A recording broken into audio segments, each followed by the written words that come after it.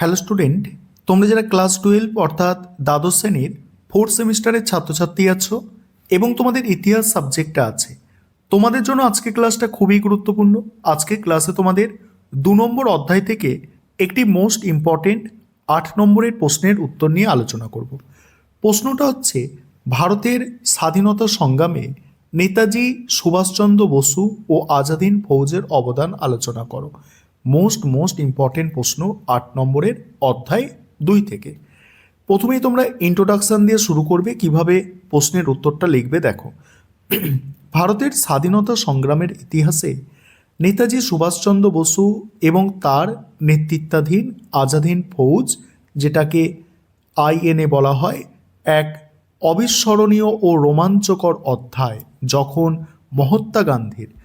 মহাত্মা গান্ধীর নেতৃত্বে অহিংস আন্দোলন চলছিল, তখন নেতাজি বুঝেছিল যে শুধুমাত্র আবেদন নিবেদনে ব্রিটিশ সাম্রাজ্যবাদ নতি স্বীকার করবে না। শত্রুর শত্রু আমার বন্ধু, এই নীতি অনুসরণ করে তিনি অক্ষ শক্তি অর্থাৎ জার্মানি ও জাপানের সহায়তায় দেশের বাইরে থেকে সশস্ত্র সংগ্রামের মাধ্যমে ভারতের স্বাধীনতা ছিনিয়ে আনার পরিকল্পনা করেন। অর্থাৎ আবেদন নিবেদন নয়, ছিনিয়ে আনার পরিকল্পনা করেন। এবারে মুক্তিযুদ্ধে অবদান নেতাজির। ভারতের স্বাধীনতা সংগ্রামে নেতাজি ও আজাদ হিন্দ ফৌজের অবদানকে নিম্নলিখিত দিকগুলি থেকে আলোচনা করা যায়। 1 নম্বর এখানে পয়েন্ট, প্রথম পয়েন্ট, আজাদ হিন্দ ফৌজের পুনর্গঠন ও নেতৃত্ব। রাসবিহারী বসুর অনুরোধে 1943 সালে সিঙ্গাপুরে এসে সুভাষচন্দ্র বসু আজাদ হিন্দ ফৌজের দায়িত্বভার গ্রহণ করেন এবং একে একটি শক্তিশালী ও সুশৃঙ্খলিত সেনাবাহিনীতে রূপান্তর করেন। তিনি সৈন্যদের সামনে ডাক দেন, তোমরা আমাকে রক্ত দাও, আমি তোমাদের স্বাধীনতা দেব। এই আহ্বান যুব সমাজকে দেশপ্রেমে উদ্বুদ্ধ করে। তিনি জাপানের সহায়তায় এই বাহিনীকে আধুনিক অস্ত্রশস্ত্রে সজ্জিত করেন। দ্বিতীয় পয়েন্ট হচ্ছে আজাদ হিন্দ সরকার গঠন। 1943 সালে 21শে অক্টোবর সিঙ্গাপুরে নেতাজির আরজি হুকুমত ই আজাদ হিন্দ বা আজাদ হিন্দ সরকার, যেটা অস্থায়ী সরকার প্রতিষ্ঠা করে। জাপান, জার্মানি, ইটালি সহ 9টি রাষ্ট্র এই সরকারকে স্বীকৃতি দেয়। এই সরকারের নিজস্ব ব্যাংক, মুদ্রা, ডাক টিকিট এবং গুপ্তচর বিভাগ ছিল, যা প্রমাণ করে যে নেতাজি একটি স্বাধীন রাষ্ট্র পরিচালনায় পূর্ণাঙ্গ কাঠামো তৈরি করেছিলেন। পরের পয়েন্ট, সাম্প্রদায়িক সম্প্রীতি ও নারী জাগরণ।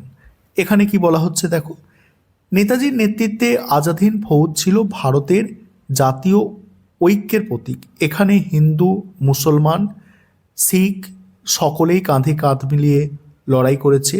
তিনি জয় হিন্দ স্লোগানের মাধ্যমে সকল ধর্ম ও বর্ণের মানুষকে এক সূত্রে গেঁথেছে। এছাড়া নারীদের দেশ সেবায় উদ্বুদ্ধ করে তিনি লক্ষ্মী স্বামীনাথনের নেতৃত্বে ঝাঁসির রানীর রেজিমেন্ট গঠন করেন, যা ছিল এশিয়ার প্রথম নারী সেনাদল। পরের অংশটুকু আলোচনা করব, তবে তোমাদের একটা বিষয় আমি ইনফর্ম করতে চাই, সেটা হচ্ছে তোমাদের জন্য কিন্তু স্টাডি মেটেরিয়াল তৈরি করা হয়েছে। আমাদের অনলাইন ক্লাস চলছে এবং তোমাদের স্টাডি মেটেরিয়াল রেডি করা হয়েছে। তোমরা যারা আমাদের পেড ব্যাচে অ্যাডমিশন নিতে ইচ্ছুক বা স্টাডি মেটেরিয়াল পারচেস করতে চাইছো, স্ক্রিনে দেওয়া নম্বরে যোগাযোগ করে আমাদের পিডিএফ নোটস বা স্টাডি মেটেরিয়াল পারচেস করতে পারো। সাজেশন সহ অ্যান্সার পাবে। অ্যান্সারের কোয়ালিটি তোমাদের সামনে তোমরা দেখতে পাচ্ছ কেমন কোয়ালিটি পাবে।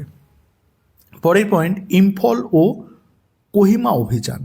1944 সালে আজাদ হিন্দ ফৌজ দিল্লি চলো ডাক দিয়ে ভারত অভিযান শুরু করে।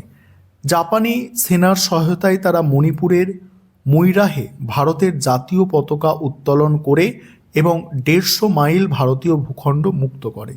যদিও প্রাকৃতিক দুর্যোগ, রসদ ও বিমান সহায়তার অভাবে শেষ পর্যন্ত তাদের পিছু হটতে হয়, তবু তাদের এই বীর গাথা ভারতীয়দের মনে সাহসের সঞ্চার করে। তারপরে ব্রিটিশ সেনার আনুগত্যে আঘাত, সবচেয়ে গুরুত্বপূর্ণ অবদান এটা। সাময়িকভাবে আজাদ হিন্দ ফৌজ পরাজিত হলেও রাজনৈতিক ও মানসিকভাবে তারা জয়ী হয়েছিল। দ্বিতীয় বিশ্বযুদ্ধের পর লালকেল্লায় যখন আজাদ হিন্দ ফৌজের 3 সেনানায়কের বিচার শুরু হয় তখন সারা ভারত উত্তাল হয়ে ওঠে।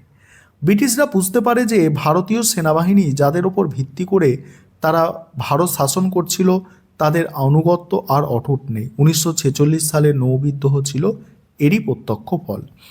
এবার উপসংহার। পরিশেষে বলা যায় নেতাজির স্বপ্ন ও আজাদ হিন্দ ফৌজের আত্মত্যাগ বিফলে যায়নি।